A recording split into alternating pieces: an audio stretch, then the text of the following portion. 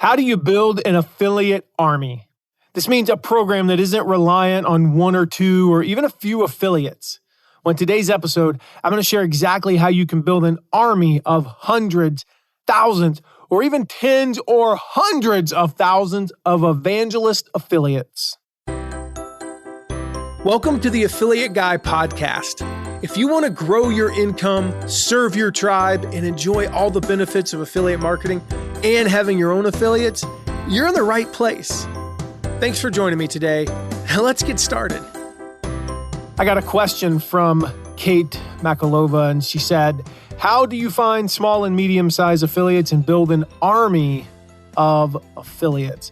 She asked that in our survey that we do annually, which, by the way, if you haven't completed that, if you just go to mattmcwilliams.com/survey, you can take that. Why does she ask this question? Why does she ask, how do you find small and medium-sized affiliates? Most people ask me, how do you find the big whales, Matt? How do you go out and get the biggest person in your niche? So in my niche, how do you go out and get Jeff Walker? How do you get him to become an affiliate? The answer to that is you get to know him for like 10 years. You don't like that answer, do you? The answer to how you get the really big ones is you develop a relationship with them. That's the reality. They have so many opportunities that it's going to come down to relationships. But the other reason why we want to find small and medium-sized affiliates is because the 80-20 rule doesn't apply. It doesn't apply. Yeah, I've shared this before that I've heard people, say from stage, like statement of fact, 90% of your sales will come from your top 3 to 5 affiliates. Nope. I remember sitting in an event when somebody said that, and I looked over at one of our team members, and they looked at me like, dude, they kind of just said everything that you teach is wrong. I'm like, well, maybe their program is like that, but not ours. And we'll talk about that today. Now, let me be brutally clear here. This is nothing more than a cop-out. When somebody says 90% of your sales will come from your top 3 to 5 affiliates, I heard that for years. The 80-20 rule, right? 20% of your affiliates will produce 80% of your sales. That should be not with my programs, not when you run them right.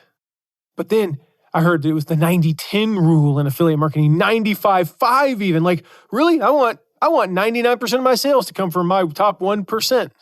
Now, that's a cop-out. That's an excuse not to work with smaller affiliates. That's an excuse to go out and get 3 or 4 best buddies and just be like, peace out.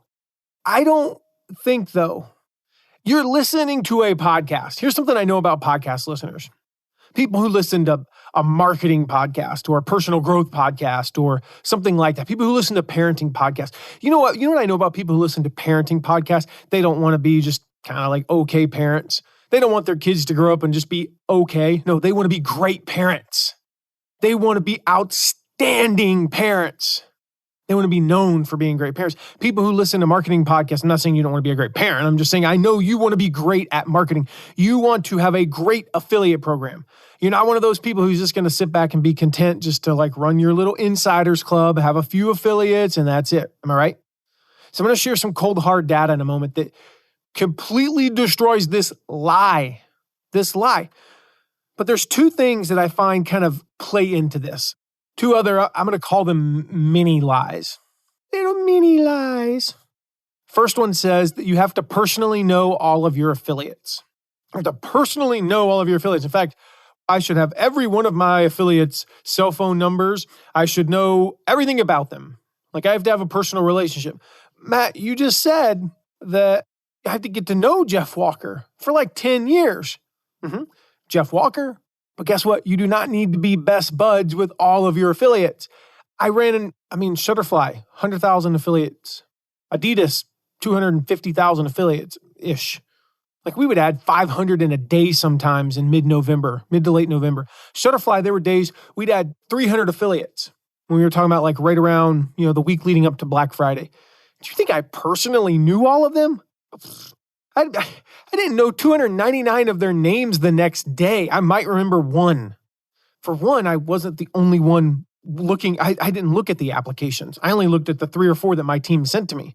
If you're going to run an affiliate program that is consistently growing year after year, it is simply not possible to know all of your affiliates personally. It's just not possible. The second kind of, we'll call it the mini lie, small affiliates are not worth the hassle.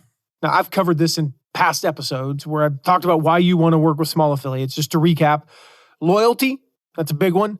They grow and they will remember you forever, and you will build an army of loyal affiliates. Okay. So what happens when you ignore this 80-20, 90-10, 95-5, 99-1 rule and you create this army of awesome affiliates? Well, I think I shared this in a past episode, but I'll share it again. Michael Hyatt, his leaderboard, if you look at his top 7, the only reason I'm saying top 7 is I took a screenshot of his leaderboard and the screenshot only took up the top 7. I don't remember who was on 8th, but I think it was also a big name. His top 7 was Jeff Walker, Sally Hogshead, Ray Edwards, Pat Flynn, Jeff Goins, Stu McLaren, John Lee Dumas. I'm talking people who made 6 figures in sales, sent 5,000 plus leads each. Just think about who I named. Some of the biggest names in internet marketing. Massive, multi-7-figure launch. Who's who, right? And yet those top 3, the top 3 of Ray Edwards, Sally Hogshead, and Jeff Walker only accounted for 14% of the sales. The 27% came from the top 10, again, who was made up of those 3 plus Pat Flynn, Jeff Goins, Stu McLaren, John Lee Dumas, and I think Kevin Harrington and some others were in there. We had 500 plus affiliates make one sale. Name an affiliate launch where 500 plus make one sale. That doesn't happen very often. That's an army.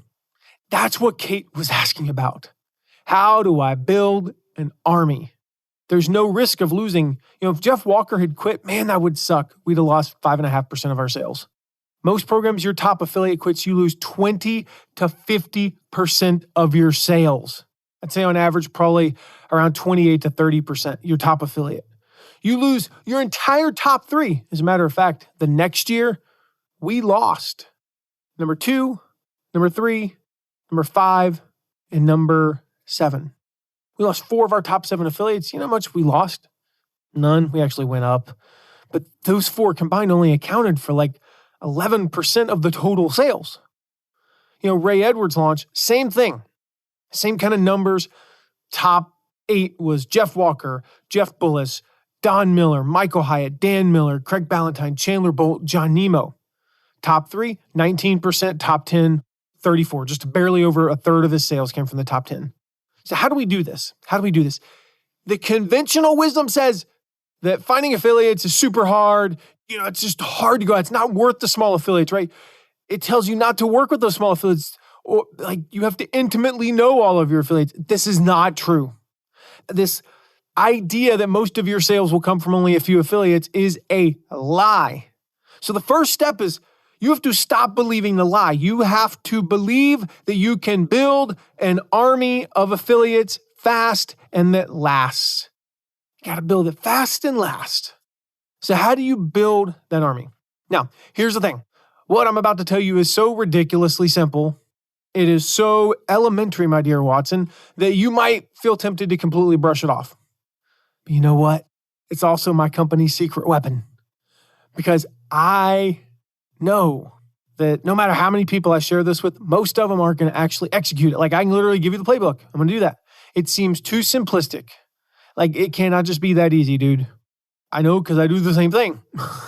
It can't be that easy to, get more viewers on my Facebook lives. Yes, it is. I did it. You can do it too. So enough disclaimers, all that crap. Here's how to build this affiliate army. There's 3 things you got to consider. Number 1, when to begin. Number 2, where to look. And number 3, the actual tactical side of things. So we're going to start with when to begin. This is one of the biggest mistakes I see people making. I'm going to talk a lot more in depth about this, depending upon when you're listening to this. We'll put a link in the show notes. But depending upon when you're listening to this, I'm either about to do a live lesson on this or I just did a live lesson on this. One of the biggest mistakes I see people make is that they simply wait too long to start recruiting. Okay? You need to start at least 6 months out. If you have a launch, if you've got a big promo, you need to start at least 6 months out. If you have an evergreen program, just start now. Just start now. Just don't expect them to promote you for a few months. Simple reason for this is people have promo calendars. I'm looking at our promo calendar right now. I just pulled it up. So I am recording this. So this interview will go live on October 5th. I'm recording it a couple weeks in advance. And I'm looking at our calendar. And we have a promo. We have 1, 2, 3 4 promotions, either internal or affiliate promotions, scheduled between the time this podcast will release and November 12th. We then have promotions scheduled in mid and late November. We have another promotion scheduled in December. Then we typically go off for a little bit and go to 2022. We got 2 promotions in January. We actually have a spot open in February. I'm not going to tell you when. You can reach out to me if you're curious. We're booked in March. We're booked solid in April. Second half of May is when things start opening up. I mean, that's a long freaking time from now, right? I'm not atypical. In fact, I would say prior to this year, I probably was a little bit atypical in that we only planned about 3 or 4 months out. Now we're planned out. In some cases, we actually have June. We don't have anything scheduled in June of next year, but we do have something scheduled in July, and we got something scheduled in September. So we have stuff scheduled a year out.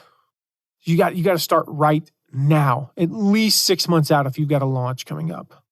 You're just not going to get on people's calendars. Now, you want to build that army, you want to build those small to medium affiliates, they typically have a little bit more time on their calendars. So if I were you, instead of going after the one big whale, if you only got 94 days before your launch, before your big promo, go get the small to medium affiliates. They typically have a little bit more open calendar. All right, where do you look? Where do you look? Most of you aren't where I was 16 years ago when I started my first affiliate program. I didn't know anybody. I knew nobody in the industry, not a single person on the face of the earth who would make a good affiliate partner. Odds are you probably know one person. So start with who you know. Start with them. Start with them. I'll talk about I don't know anyone part in a moment, but start with the people who are going to promote you because it's you. They are going to promote you because they know, like, and trust you. They are going to give you grace if, let's just say that your tracking breaks down on the 3rd day of the launch. Well, they're going to give you grace. Somebody you don't know is going to be like, screw you, dude. You cheated me. I'm out. I'm never promoting you again. They give you grace if you don't have a tool for them. Maybe you should go back and listen to the episode that I just released about what great affiliate programs provide for their affiliates so you don't make this mistake. But maybe you get busy and you don't end up having graphics. An affiliate who doesn't have a connection to you is going to be like, I'm out. You can't even give me graphics? I'm out. But the people who know you are going to be like, dude, it's cool. Totally cool. I totally understand. Get them to me when you can. So here's what I want you to do. I want you to hit pause. If you're driving, don't hit pause yet, but I want you to make a mental note. You know what? If you're doing yard work or you're out for a run, maybe, I don't know, if you're running, I don't recommend stopping. I personally can't start and stop running. If I stop running, I stop running. That's why I try not to cross roads. That's why I absolutely try not to cross roads because I'm not one of those people who can I'm going to stop for 30 seconds and then get back going oh no, I feel so good to stop. I'm done. But press pause. Write down a few names. Write down a few names. People who would make good affiliates. People who know, like, and trust you. People who will promote you because it's you. Write down a few names. I'll just wait for you to press pause here. Take a sip of tea. That's good. All right. Hopefully you press pause. If you didn't, it's because you're doing something that prevents that. But I want you to write down some names. Now, what if you literally don't know anyone? If you know absolutely no one that could possibly be a good affiliate, well, then watch other affiliate programs. And you want to build an army, don't go for their top 10 yet. Watch their affiliate program. If they're like us, if they do like we recommend and we suggest, because this is one of the things that helps you build an army is you have a deep, deep leaderboard. I've talked about that in past episodes.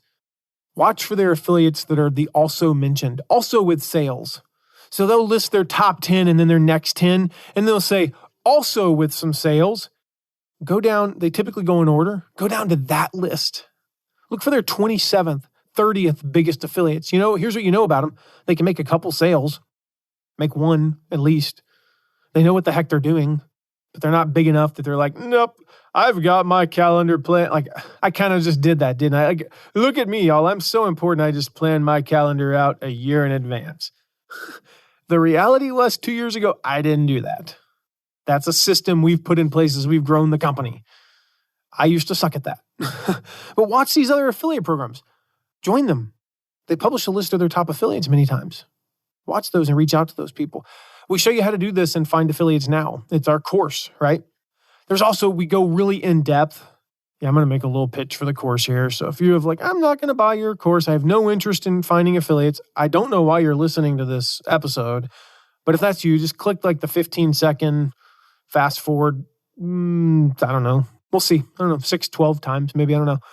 But we're going to help you find affiliates fast. All right. This is not like an 8-week course, just to be clear. It's a 5-day course. In Find Affiliates Now, it's not like, here's every step you need to do to grow your entire affiliate program. This is like, how do you find affiliates as soon as possible so you can see results quickly? So basically, it's everything you need to know and nothing you don't need to know. Most people who go through it, we designed it. It's a 5-day program. You go through in less than an hour a day. Most people go through, they take about 20 minutes to watch the lesson, maybe, take a few notes and press pause a few times and write down some ideas, and about a half hour to 45 minutes to do the exercise. And actually, the exercise is go find affiliates, but we're showing you how. So this is the process we use. It's a process that we use in our company to reach out and find the right affiliates for our clients, for our affiliate program. So it's there. It's a proven process. No guesswork. This is like, boom, I want to go find affiliates right now. So if you're one of those people who you're like, okay, we talked about that, watch other launches, right? And you're like, but I don't know anyone. If you said that, you don't have to know anyone for Find Affiliates Now to work. You don't. If you have a few potential affiliates, if you wrote down some names because you pressed pause earlier, right? Awesome. But it's not required. I'm going to show you how to find them, how to contact them, how to recruit the perfect affiliates for your program, even if you know literally no one. It's a proven system. So go check it out. We'll put a link in the show notes, findaffiliatesnow.com. This is going to allow you to find, what the name says, right? Find affiliates now. How to increase your sales quickly and efficiently. Just go check it out. Findaffiliatesnow.com if you're like, that's not for me. Okay, cool. If you join and you're like, this is not what I thought it was. It's too hard for me. I already know all this stuff. Cool. We'll give you a refund. So go check that out. Findaffiliatesnow.com. All right. You want to build relationships. All right. You need to go out right now and start building relationships. You cannot go into this asking people to marry you on a first date. So you want to build an army. Part of building an army is to get the big ones, and that takes time. Jeffrey Gitomer says, all things being equal, people want to do business with their friends. Guess what? When all things are not equal, he says, people still want to do business with their friends. I'll make a little bit less money to promote a friend. I cannot stress this enough. Build the relationships. Build the relationships. Key is intentionality. I'm going to give you one example. I could give you 100 examples. Look up networking on my website. Go to mattmcwilliams.com. Look up network. Don't look up networking. Look up network. I've got a video on there where I talk about how to network as an affiliate or, for affiliate programs. We'll talk about that, but let me give you one. The other night, I went into a fast food restaurant, Culver's. It's a Midwestern thing. I think they're growing. But I went into Culver's. I got a salad. Don't judge me. I did. I did get a salad. Their bacon blue salad it's a salad, so it better have bacon on it. Anyway, went into Culver's. It's going to be about a 6-7 minute wait. I went inside to grab him, just sitting there at the table. And I'm like, boom, text messages. I fired off 12 or 13 text messages. Just, hey man, thinking about you, wanted to reach out to you. That was it. The other night, took my dog out. He's being stubborn. Well, he needed to poop. He wouldn't go poop. You know what? I'll pull my phone out. I'm going to knock off a couple of text messages. Now, I'm not suggesting you have to always do this. Sometimes you just need space to think. I don't do this all the time, but I was like, you know what? When I think about it, I need to do this. I need to just reach out. Let me just hit up a few people and say, hey. So build those relationships. Use various methods to reach out. Don't just stick to email. Do physical mail, text, social media, WhatsApp, smoke signals. I don't care. Like I said, send them a package. Send them a letter, a FedEx letter, a USPS letter. I can't do FedEx, Matt. That's $20 per. Okay, send a regular letter in an envelope. What's a stamp? I know the price. I think I just heard the price went up. You know what? People are freaking out. The price of stamps has gone up. I'm like, I don't send enough mail that's really going to influence my life. But, I'll go buy 500 stamps. And we did. Like, man, I would have been better off taking that whatever money and investing it. But no, we went and bought a bunch of stamps because we do actually send a lot of mail. But it's less than 60 cents to send something into someone's mailbox. How many emails do you get a day? I don't know about you. I get to my personal email, not even my business email. I get about 50 emails. You know how much stuff I get in the actual mail? 4 things on a good day, on a heavy day. I get 4 things. One is something I ordered. One is a bill. One is junk mail. And the other is from somebody I actually give a flying crap about. That's an average day. So give me a second thing from somebody I actually give a crap about, you're going to stand out. I did a Facebook Live a while back about how to stand out. It was a guy, he mailed me his book. And there was some other stuff in there. I don't remember what it was, but I did this whole Facebook Live on. I'm like, dude stood out. So use various methods. Secondly, keep that initial contact short. I talk about this more on that Facebook Live I mentioned, where I talk about one of the big mistakes people make is that their first reach out is just way too long. We are not trying to get a yes. Oh my gosh, do not try to share everything about your product, the history of the company, how much your uncle, blah, blah, blah, blah, blah. I share all about this. I share the exact templates for this in Find Affiliates Now. Exact templates. So you start a conversation. It allows you to start a relationship, which grows from there. As far as more ways to build an army, get your customers on board. Get your customers on board. I mean, think about what better source of promotional partners than your customers, right? But for some reason, though, almost no one we talk to, no one whose programs we take over and we start running them for them, none of the clients that we coach, just none of the people that we talk to think of asking their customers to promote them. I don't know why. I mean, I really don't. Like, it's the lowest hanging fruit. It's like the first people, when we take over, a client comes to us and says, hey, run our affiliate program. And we take over. The very first thing we do is say, okay, who are your customers? Who's been with you for more than 6 months? And we reach out to them and turn them into affiliates. Think about it. They have an intimate knowledge of your product. They probably have a personal success story. They know, like, and trust you. They're fanboys, fangirls, right? They're like people who buy Apple products and stick with them for years. They become fans. They'll defend you to others. So when somebody comes along and says, well, I have a friend who bought that and it didn't work for them, they're like, well, that's their fault. If it's a course, they're like, well, I heard about somebody who bought that person's an idiot. Like, they didn't put in the work. They didn't follow what so-and-so teaches. Like, you could not ask for better promoters. Now, if you use a system like Infusionsoft, any type of there's hundreds of these systems, right? Maybe not hundreds, but there's dozens where they run your affiliate program and your CRM on the same platform. So your email list, your customers are stored in the same place that your affiliates are, okay? If you're not on a system like that, you can skip this. You don't need this. But if they are, automatically sign your customers up as affiliates. And then, so what you do is, let's just say you've got a course, and the course is 12 weeks long. Then sometime around week 14 to 20, you want to reach out and say, hey, would you like to promote this? Here's your affiliate link. It just automatically creates, it's super easy. Like, you can actually set this up where it just automatically does it. There's literally no work involved. So definitely your customers. You want to build an army, you need to work with your competitors. I've done episodes on this before, how to work with your competitors as affiliates. But just remember this. The old saying, keep your friends close and your enemies closer. That's not what I'm talking about here. I'm not talking about keeping your enemies close just to keep them close. These aren't your enemies. They can be your best promotional partners. So go listen to the episode about how to work with your competitors. I'll put a link in the show notes. Go listen to it. All right. Now, once you have some affiliates, so you've gotten started, you've built, we're talking about building an affiliate army. Now, to start an affiliate army, you've got to get one. You've got to get one. In fact, you need to get, a couple dozen, right? You need to get 25, 30, 50 affiliates. And you get those by the things I've talked about. You get your customers. You work with your competitors. You go to Google. You find people who are promoting other affiliate programs, right? You can get thousands that way, literally. I mean, I've gotten hundreds of thousands that way. But I'm saying, once you get some, how do you exponentially grow? How do you turn 100 affiliates? By the way, if you want to find more affiliates, make sure you go download my report. Speaking of 100 affiliates, go download my report, your first 100 affiliates.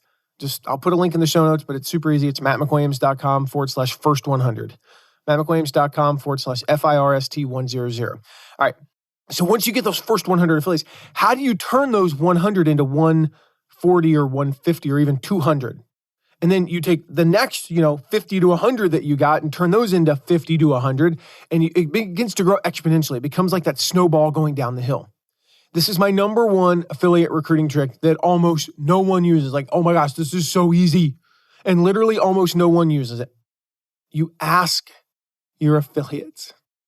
This is the number one way to get new affiliates. Now I hear you thinking, like, of course, thank you, Captain Freaking Obvious. Like, duh, no, I should ask my affiliates, but are you doing it? In fact, almost no one is doing it. I've been a part of easily, at this point, more than 300 affiliate programs, evergreen, launches, membership sites, courses, physical products, digital products, coaching programs, software as service, you name it. I have been a part of more than 300 affiliate programs. And just for the record, it doesn't mean I've promoted 300 things. I mean, sometimes newsflash, right? I sign up for affiliate programs to watch what they're doing. I want to see mostly I'm looking to see how they screw stuff up and then do it better. But occasionally I actually get a really good idea. I've talked about this before, right? Good artists copy, great artists steal. A lot of the stuff in our playbook now has come from those 300 affiliate programs. Very rarely, just as a side note, do I find that any of the 300 do more than a few things right. But I get to take the 2 things that this one does and the 1 thing from this one and the 4 things from this one. And then now I get 150 things that we do right. So 300 affiliate programs easily. It might even be, it could be well over 500. I'm not sure, but I know it's at least 300. I was like, okay, I want to go with the number I can guarantee.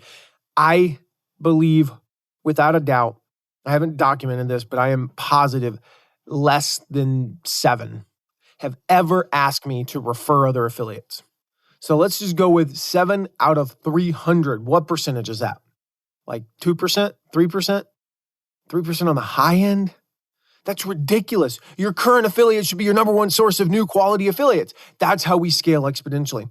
Once you get started, number one source of new affiliates has to be current affiliates. Now, the key here is to ask them. It's to ask them and make sure that they get a second tier commission. There has to be an incentive for them. So you want to pay between a 5 and 10% commission, depending upon if you're a retail product and your main commission is 10%, your second tier commission might be 1 or 2%. So you typically want it to be somewhere around 10 to 20% of the normal commission. So a 40% commission, we'll go high and say, 20% of 40% would be 8%, so we'll make it 10%. If you offer a 50% commission, make it a 10% second tier. If you have a 20% commission, you're probably going to offer a 2 to 4% second tier commission. So that means that if this affiliate, so let's just say I refer you an affiliate, and then this month they do $1,000 in sales, and you have a 10% commission, then I get $100 for referring that affiliate. Well, I can't afford that. Well, then pay less, but pay something. Okay, make it enticing for them to refer affiliates. Here's an email that you can use. This is so easy. I don't even know if we have a template. We have a template internally. I'd be a lot smarter probably if I said, you can go download this email. I'm not going to read it to you, but it's such an easy email that you could just replay this twice and get the gist of it, all right? So the subject line is something like, know anyone for our program, know anyone who can, promote, name of product. Very simple, right? And just, hey, first name. Do you know anybody anyone who'd be a good fit for our program? If you refer them, we'll make sure to set you up as a second tier affiliate so you make money for every sale they make. Just send them our way and we'll take good care of them. That's it. 3 sentences. Remember the 4-sentence rule earlier, right? Well, this is 3 sentences. Do you know anyone? If you refer them, we'll set you up. Just send them our way. That's it. Very simple email. We basically copy and paste that every time. We tweak it a little bit just so it's not like we have a lot of people who promote 3, 4, 5 of our offers a year. We try to vary some things just a little bit, but don't reinvent the wheel. You just ask them if they know anybody. And if they send them, then you set them up as a second tier. We send this email out. In Evergreen programs, we send it out about twice a year to every partner. We then, in a launch, we send it out basically a couple of weeks after they sign up. up until about a month, and then we send it about 2 weeks before, the launch. We kind of just cut it off then. But here's the thing. That's not the only place you can ask for affiliate referrals. You can occasionally bury it in a PS. You can put it in a payment email. Hey, Joe, I just sent you $500 for your affiliate commissions. Thanks for promoting us. By the way, do you know anybody who'd also like to make some money promoting us? And then you just explain it there. And a PS to an email like, hey guys, just a reminder, the launch is 100 days away. We're 100 days away from launch. By the way, if you know anybody, boom, boom, boom, right? In a Facebook post, hey guys, we're only 2 months out from launch. If you have anybody who you know anybody who think they'd be a good partner for us, make sure to email me. And every time we do that, we get a few referrals. When we send out the specific email, we might get anywhere, let's say we got 500 affiliates in the program, we'll get anywhere from 50 to 100 referrals, like that. When we bury it in other communications, we'll get 3 to 7, maybe upwards of 10. Those start adding up. We do that 15 times. We send the one email maybe a couple of times. Well, that's, we get 150 that way out of 500. And then we do just kind of mentioning it casually in like 10 other communications. We'll get an average of maybe 5. Well, that's another 50. All of a sudden, we have an extra 200, sometimes upwards of literally double. We double the number of affiliates just from asking. So I'm going to repeat what I said earlier. Your current affiliate should be your number one source of new quality affiliates. This, guys, this is how you build an affiliate army. You get over that belief that, well, most of my sales are going to come from a few affiliates. I have to personally know all of my affiliates. No, you don't. You go out and you look, make a list of people you know who would make a good partner. Could be one person, could be 7 or 10. Right? I hope you wrote those down. You pressed pause, right? If you don't know anybody, watch some other affiliate programs. Go find affiliates now. Click the link in the show notes. Just go try it out. Like I said, it's a 5-day program. It's going to help you a ton. Build those relationships. That's the long-term play. You got to have a combination here of short and long-term. Use various methods to reach out. Keep that initial contact short, super short. Make your customers and your competitors affiliates, and then grow exponentially by asking your current affiliates. And like I said, the cool thing is that creates that momentum, because if you have 500 and you ask them and you get another 200, well, now you ask those 200 and you get another 80. You take those 80 and you ask them and you get another 40. You take those 40 and you get another 15. And yeah, eventually there's a point of diminishing returns. But you can grow exponentially that way.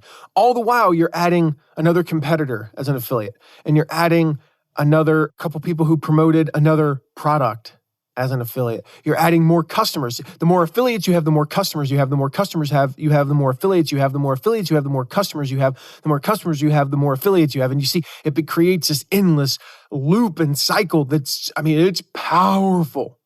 It is powerful. Now, that is how you build an affiliate army. Now, if you want to know more about this, we'll come back and listen to the next episode. I'm going to talk about my number one affiliate recruiting email. I'm going to share roughly I kind of touched on it today a little bit, but I'm going to share it in detail in the next episode. I'm going to share the gist of it and why it works. I'm going to talk more about that 4-sentence rule. I'm going to give you a chance to download it so you don't have to do like today and write it down. But that's how you build that affiliate army. All right. So make sure you subscribe. Hit the subscribe button on Apple Podcasts, Google Podcasts, whatever, Spotify. Click the subscribe button so you don't miss that episode or any of the upcoming episodes. And if you're enjoying the show, leave a rating and review. That's what the Prairie Homestead did on Apple Podcasts.